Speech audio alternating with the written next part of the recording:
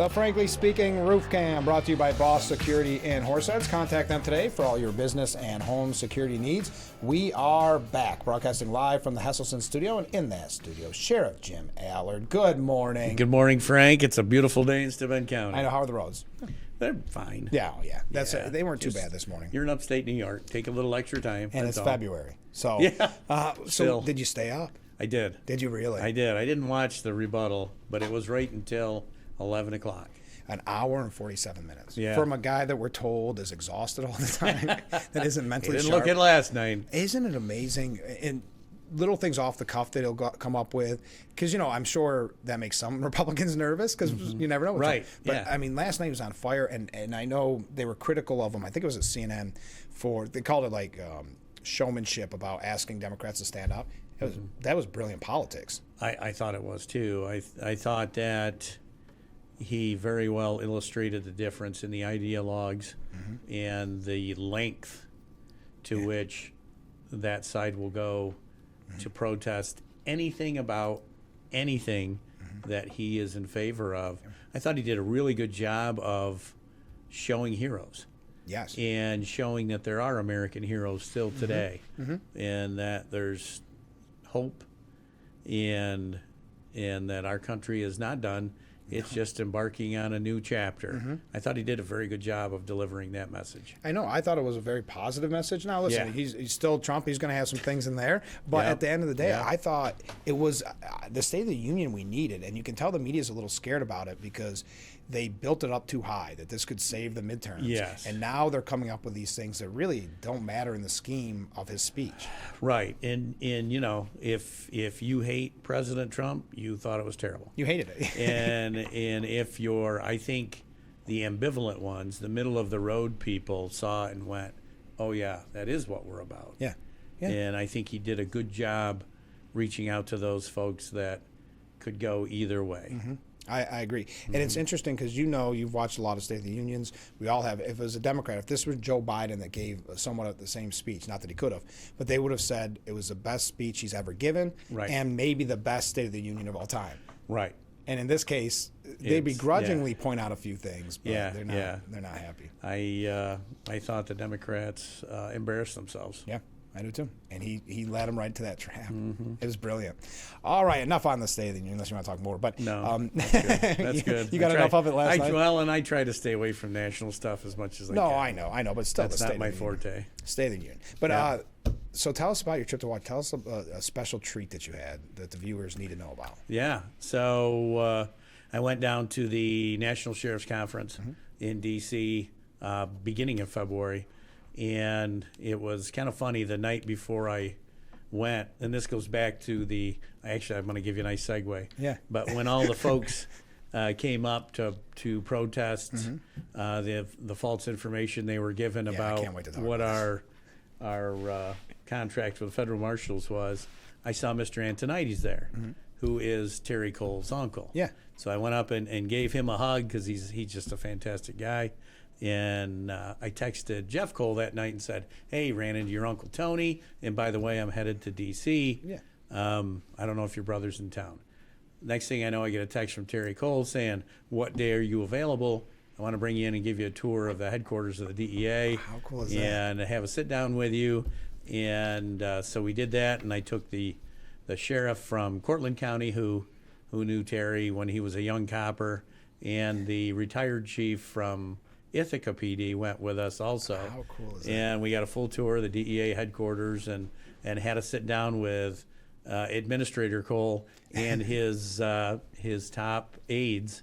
And it was a very fruitful discussion about where we see illegal drugs now, and he kind of backed up what we were saying with what he's seeing with the cartels, and it was pretty amazing. But to be sitting there, his office overlooks the Pentagon and the Washington Monument, and to just be sitting there with the DEA is a 12,000 person agency, the head of that, who is from Corning, whose grandfather worked at Corning PD, and who I've known since he was a very young man. It was surreal. And he told me that 39 times he's been called over to present to President Trump directly Wow.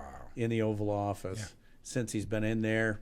When you heard President Trump talk about how safe Washington, D.C. is, Administrator Cole was in charge of that effort in D.C. And, you know, it's when you look at, there's so many local folks that have done so well on the national scene.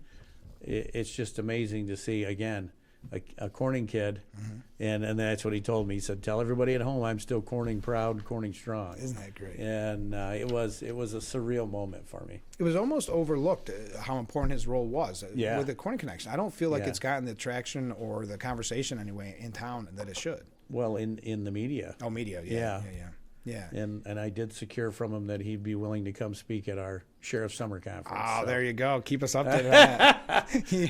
I was he like, gives you well, a tour, and you're like, hey, by the way, one last favor. By the way, save this date. right, because he did go through the local police academy here in Corning before he went federal. And it was just amazing, just amazing. And what's the headquarters like? I think he's on like the 12th floor. It's they have a nice museum to the DEA. They have a wall of honor for remembering their fallen heroes, which has way too many names on it. Yeah. And it was you could tell that there's a breath of fresh air there, and it's a very efficient place to work. When we went back to the conference, one of his folks gave us a ride, and he was just telling me that it's like a perfect storm because Administrator Cole is a boots on the ground guy. He's been in a lot of really dangerous places, doing a lot of dangerous work. And to have him in there with President Trump in the White House, they're back in the enforcement game. Yeah. And he said, we're gonna ride this as long as we can and do all the good work that we can while we can, because we know it won't be forever. Right. But right now, the DEA is enforcing laws, which is in their name. It should be the way it is. Was everybody at the conference jealous? Did you show them your cell phone They pictures? were a little shocked because I invited Yeah. a bunch of sheriffs to go with me, but it was funny. Our drug enforcement committee meeting was at the same time. What's the chances? Yeah, and one of Administrator Cole's senior aides was at that meeting and then came over to the meeting with us. That's so funny. It was very, very interesting, but an awful lot of talk about the border at this conference, and an awful lot of talk about the left attack on the office of sheriff. If you saw that out in Oregon and in other places,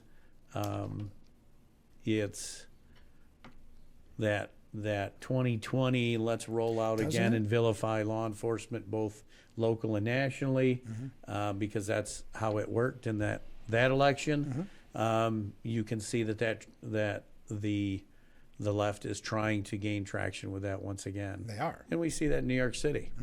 Yeah, with Mamdani, but also just with what we talked about with ICE, which this is the way we'll keep people hooked, because we'll talk about this when we return. A lot to cover. We're just getting warmed up, so stay with us. We'll be right back with Frankly Speaking after this.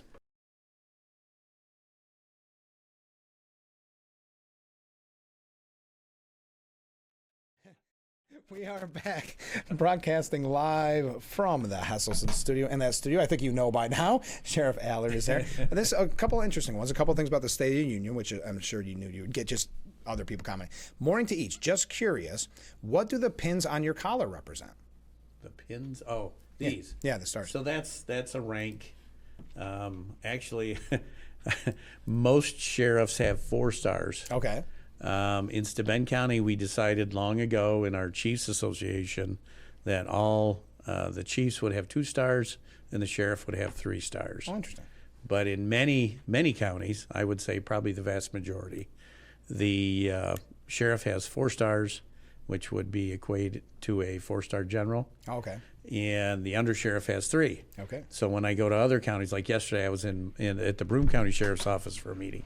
The undersheriff has the same rank designation as I do. Oh, so this is a great question. This is a great question from the viewer. But it's a rank designation. It doesn't mean anything other than I'm the head of the agency. Gotcha. Okay, well, great question. Mm-hmm. All right, quick about the State of the Union. Ken says, so one of the few times that all the Democrats stood and applauded was when Trump said he is pushing a bill to eliminate insider trading.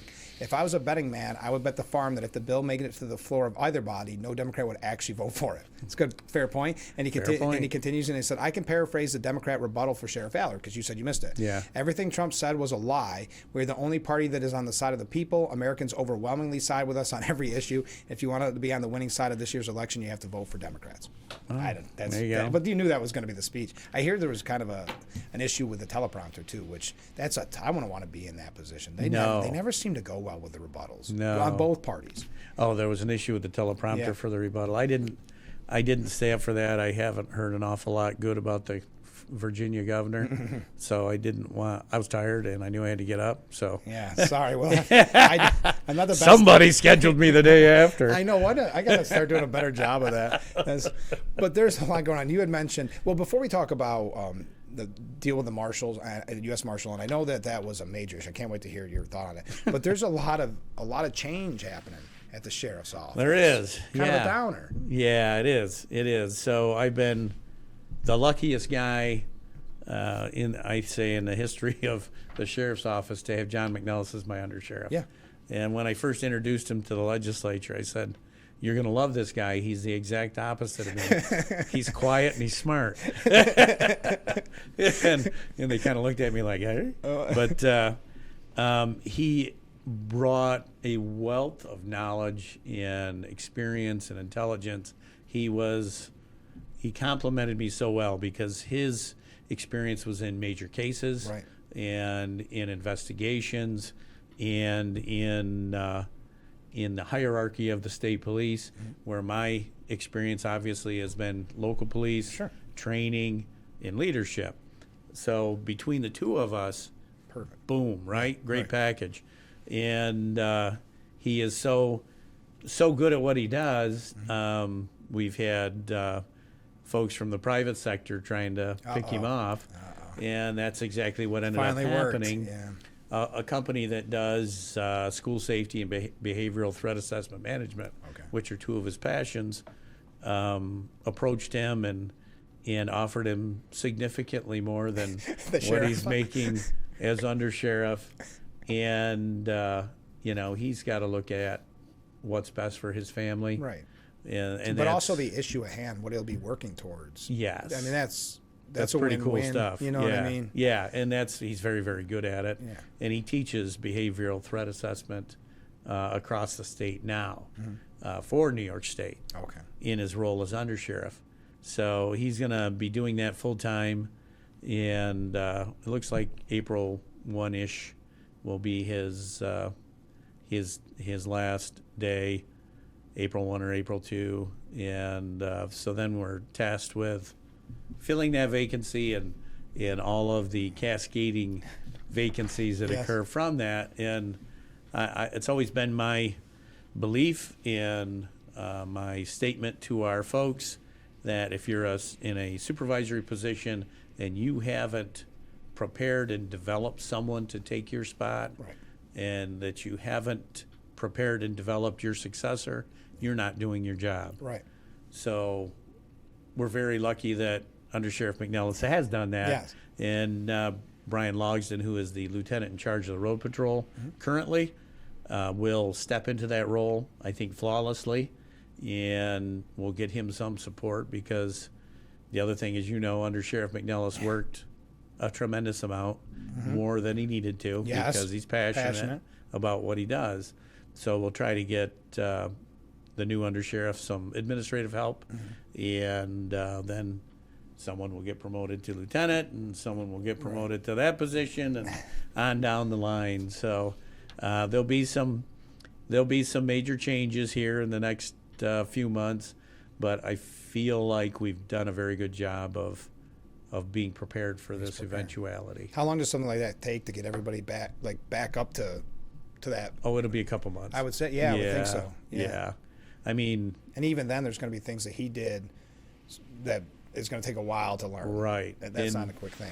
One of the best pieces of advice I got when I went from undersheriff to sheriff, the sheriff of Wayne County called me, And he goes, hey, what are you doing today that you did yesterday? Yeah. And I go, what do you mean? He goes, what are you doing today that you did yesterday? And I go, well, I've got programs I started and things I'm passionate about. He goes, no, stop it. Yeah. You're the sheriff now. You have to do the sheriff's job. Yeah. Your undersheriff has to do the undersheriff job. Yeah. And you have to make that clean cut. That's tough. It is tough. And so that's, they'll face that. But I have every confidence that it's going to go well. And I think I've talked to, the chiefs and leaders in our agencies in the county, and they all support the decision. So. Well, and we wish him the best of luck and congratulations. He'll do very well. Yeah, he will. It'll be good for us. Yeah. As a community. Well, it'll be good for us as a county that, again, the culture that we've built will continue. Totally agree. Now here's the big issue people have been waiting for. So last time we talked, it was just kind of the run up to, it all started with social media lies, right? Correct. Misinformation on social media. Which, yes. and I saw from a lot of people that I wouldn't even say are political. Yep. Got duped by it. And that's been my anger on this program, that if you are passionate about your belief in something, you shouldn't have to lie to your fellow believers. Shouldn't have to misrepresent to trick them into doing your bidding. Doing your bidding and coming to the legislative meeting to protest. So they got bigger numbers than they deserved because of the idea that there was going to be an ICE detention facility built in Steuben County. As soon as you saw it at face value, you said, that fits your narrative too much on the left. It's not the case. Well, and that's what we see over and over again is the use of social media and the algorithm that looks at how long you're reading a specific topic. Right. That becomes your feed.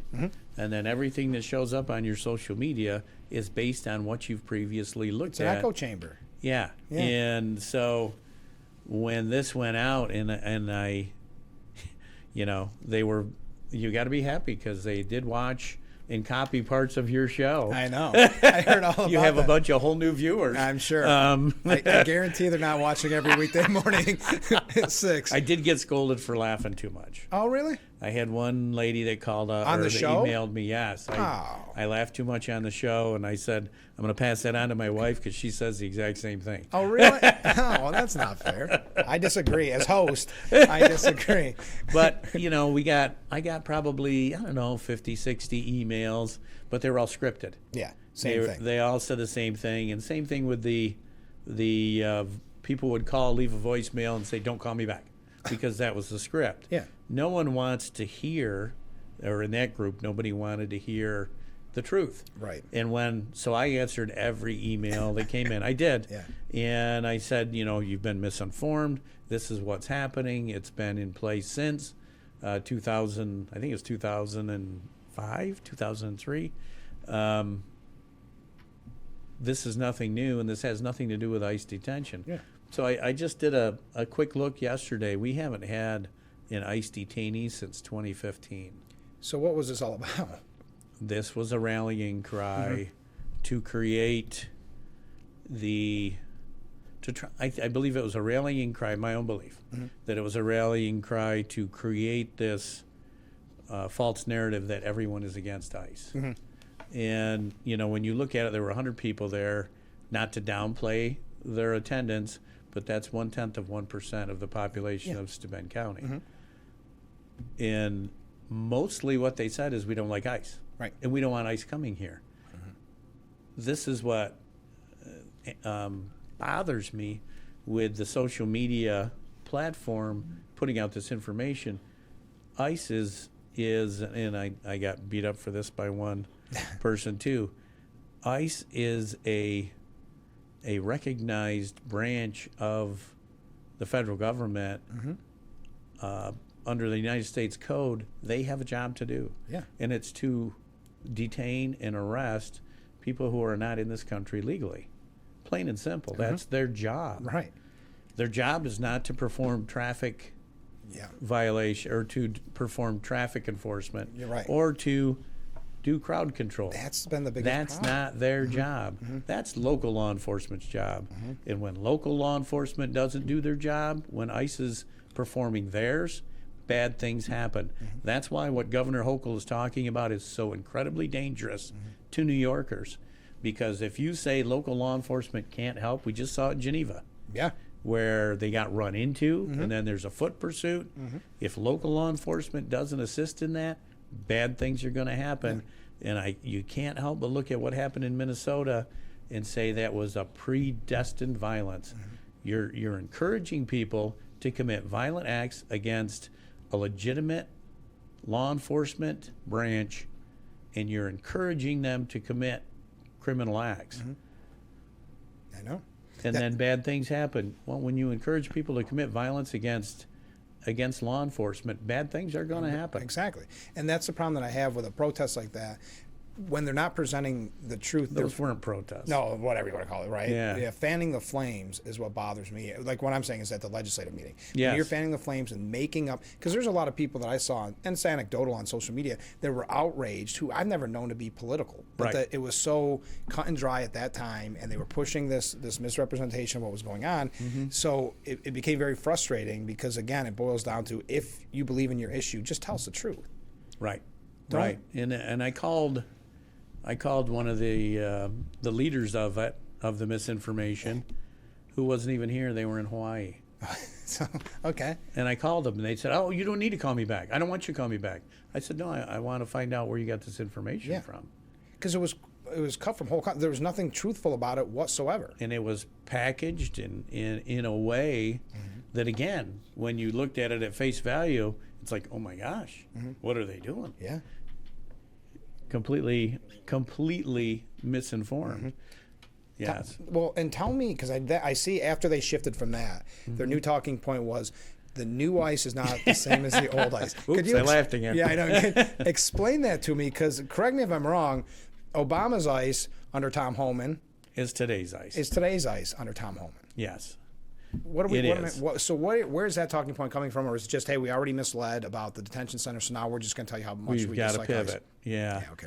That makes sense. You know, there was a big talk about they're not trained. Yeah. They only have 47 days of training. Well, that's 10 weeks. Yeah, that's a lot. That's 10 training. weeks of training. That's longer than basic training was when I was in the Army. Yeah. Isn't that crazy? And what they don't tell you is after that initial basic training that Border Patrol, ICE, and Homeland Security investigators all go through, Yeah. then they go and do their separate training. Right. It's Which not over. takes about 6 months Wow. to complete. Yeah. Yeah, you know, the misrepresentation on this topic, it just reminds me so much of 2020 when we demonized law enforcement. I totally Law agree. enforcement was horrible. They're all racist, and all they want to do is kill black people. Yeah. That was the a talking message. point. That from the media highlighting that. Message. Yes, and we only, you know, law enforcement only arrests black people or people of color, and all this nonsense. Yeah. And this is the same. So you've got, what was it, 5,000 agents in Minneapolis doing probably 10,000 interactions a day, and we've got 2 bad things to look at. Yeah. And like you said, it was a powder keg. And it was intentionally a powder keg, flamed by the mayor of Minneapolis Yes. and the governor of Minnesota. Couldn't agree more. But we got to take a short break. Stay with us. We'll be right back with Frankly Speaking here on WYDC TV, Big Fox. The Frankly Speaking Roof Cam brought to you by Boss Security and Horseheads. Contact them today for all your business and home security needs. We are back, broadcasting live from the Hasselson studio. In that studio, it's the sheriff. All right, a couple of comments from viewers. Good morning, Frank, and good morning, Sheriff Allard. Good morning. Sheriff, keep doing what you're doing. It's working, and keep laughing. I appreciate that. Comment. You're getting a lot of nice. Sheriff Allard, thank you for representing and protecting Steuben County with integrity, and for coming to Frankly Speaking. Anybody that's anybody goes on Frankly Speaking. These There are you nice for go. both How of about us. that? This is Is another. that from your mom? I probably. I didn't check the number. I don't check the number. Another one. Good morning, Frank and Sheriff. I just love Sheriff Allard. I always watch when I know he's going to be on. He's amazing. By the way, I love your laughter. I'm from Tioga County, PA, and I wish I knew our sheriff as well. You have a lot of viewers from PA. Could you also get our sheriff on your program? Amazing show, Frank. Thank you. I can definitely reach out. Yeah. Absolutely. That'd be great. I used to back in the radio days. Yeah. I know. Yeah. Okay, we kind of glanced over this, and I've got a couple other questions that we'll get to. I don't want you to think I forgot about you, but I kind of cut you off, and I want to talk about Hochul's ban on working with the U.S. Marshals working with ICE, these type of things, because it happened to come right at the time that we were talking about it. It was right after the legislative meeting. Well, So what's your I thoughts? think the most telling thing is when Bruce Blakeman of Nassau County announced he's running for governor. Nassau County has balanced their budget a lot due to, especially their jail budget, due to housing ICE detainees, and they're also a 287G county, as we are. Once he announced, then suddenly the governor announced that she's going to do a chapter amendment to the budget outlawing working with ICE. Yeah. I find that a little coincidental, and I don't believe in coincidences. So that tells you that there are those that would probably look at that and say, she's not doing this out of public safety, but out of political necessity. I've said this before, and I will continue to say it. If you bar local law enforcement from working with ICE when they're in your community, you are creating the same situation that was in Minnesota. And all these people say, we don't want ICE here because we don't want what happened in Minnesota. ICE is already here. Right. They've been here. Right. They'll continue to be here. They've been in Ithaca, and nobody knew it. Yep. They have a job to do. Whether you like the job they have to do or not, hey, that's up to you as a citizen to vote.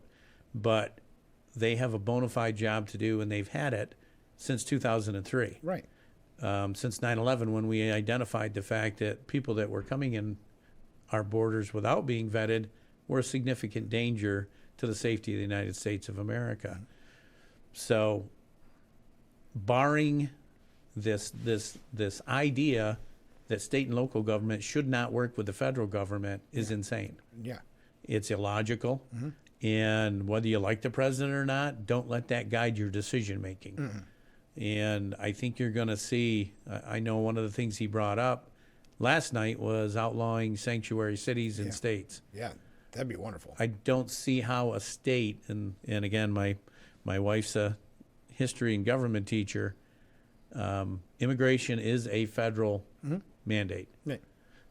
How does a state say you can't perform federal duties here in our state?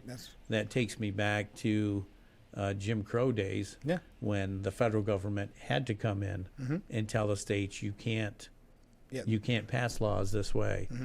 And not, I don't want to open up a Pandora's box there, but I mean, it's fair when you talk about the law. Correct. That's what I haven't understood from the beginning, how sanctuary states and cities can quote unquote get away with it. And I swore an oath to support the Constitution of both the United States and the state of New York. To tell me that I can't assist and do my lawful required enforcement in assisting a federal agency is ludicrous. Yeah. It's illogical. Yeah. So do you? The sad thing is, I think. So I'm kind of against that. I would think. Okay, just to make clear, I've got to say though, with the way Albany is in one-party rule, it makes you think this is going to happen. I'm sure it will. Yeah, I don't see any way where. Especially right now. We are working as a sheriff's association. We're trying to get a meeting with the governor before this goes in, because it's exponential also. Our northern border state counties, those that share a border with Canada, have several contracts with the federal government to assist in immigration enforcement on the border. And several of them, I mean, these are big money reimbursement programs that are going to affect the bottom line for those counties. And obviously the 287G affects all of us. I was talking with Sheriff Akshar yesterday in Broome County about this very topic, because he's also a 287G county. And you know, it's not just a border county issue, it's a statewide issue. And it's almost as if the governor is attempting to create the same situation we saw in Minnesota here in New York, and that is irresponsible. And isn't the irony about here in Steuben County that the only change was we were going to get more money? Yeah. You know that, I mean... Well, yeah, I mean, right now I'm eligible for $130,000 in federal reimbursement that I haven't submitted for, because I've got to talk to the legislature and see if they want me to or not. Speaking of that, we're going to ask a question about that here in just a moment, but we got to take a break. Stay with us. We'll be right back with Frankly Speaking. The Frankly Speaking Roof Cam, brought to you by Boss Security in Horseheads. Contact them today for all your business and home security needs. We are back, broadcasting live from the Hesselson studio. In that studio, Sheriff Jim Allard. All right, we've got a lot to cover, but first, and people have been waiting patiently, this person says, "Morning, men." That's a nice way to put that. Morning, men. Can we get an Allard for governor petition going? Well, it's funny. The lieutenant governor that's been announced is Sheriff Todd Hood from Madison County, who's a very good friend of mine. Oh, he and his wife Kelly have been great friends to Wendy and I. He came in as sheriff the year after I did. He just got reelected last year for his third term. Phenomenal guy. He was a career guy at Syracuse PD. He was a narcotics investigator on their SWAT team, retired, became a DA investigator for Onondaga County, and then ran for sheriff. And so he brings an incredible amount of experience, but he's a very religious man. He's very grounded, very conservative, and just a straight shooter, a guy of integrity. When I heard he was picked, I was so happy. Yeah. I reached out to him earlier this week and got some information on their platform, and I didn't realize how much Bill Blakeman is engaged in public safety. Mm-hmm. And I know and again, we can argue how many times we've seen him in things, but the times that I have seen him and I thought he did his best is when he was talking law enforcement. Yep, and Governor Pataki endorsed him. Yeah. And that's, for me, that's a pretty strong endorsement. But I know they're starting to travel the state and make appearances and do all of that. But I couldn't ask for a better representative for us than Todd Hood as lieutenant governor. He's just a phenomenal guy. He's got 3 sons. All 3 sons are in law enforcement. Okay, good. He is squared away. That's great. And I'm sure in the coming months we'll be talking a lot more about Bruce Blakeman. I do think he's been doing a good job when Governor Hochul oversteps it, like when we talk about ICE and things like that. So I think he's doing a good job. But a comment that I was really people did want to know if you wanted to run for governor. That's a big issue. But the real issue that I meant to ask, the real question that someone asked early on, and I do appreciate it, was: is there any updates on the appeal? No, it's still out there in the Netherlands. Again, the county requested to push it off further. I think they just keep trying to. This is a strategy to keep pushing off the inevitability, but it is inevitable. And the sting. They don't want that. They don't want that, because let's face it. Right now, it's a lull for them is great. Right, because and it gives them the opportunity to try and get the attention on something else. But that's only a matter People of time haven't before. forgot. Yeah. Oh my goodness. People haven't forgot what happened. Because it's petition season. Yeah. And so I took out some yesterday. Not a ton. It was cold yesterday. Yes, but it was. Of course, it's still the topic. It is. It's amazing to me. And there's not even anything really in our way that's on. Yeah, and there's been no closure on the county side. Yeah. No. So no admission. I know. This isn't a surprise, but I do appreciate the question. I know we had to get to it, but and I'm sure you'll let us know as soon as something does come. I absolutely will. I don't have to worry about that. Yes. It'll probably be a Friday evening media dump. They'll do you know how. Well, I'll wait till Monday. Okay, please do. And actually, when that happens, we may have to do a series of.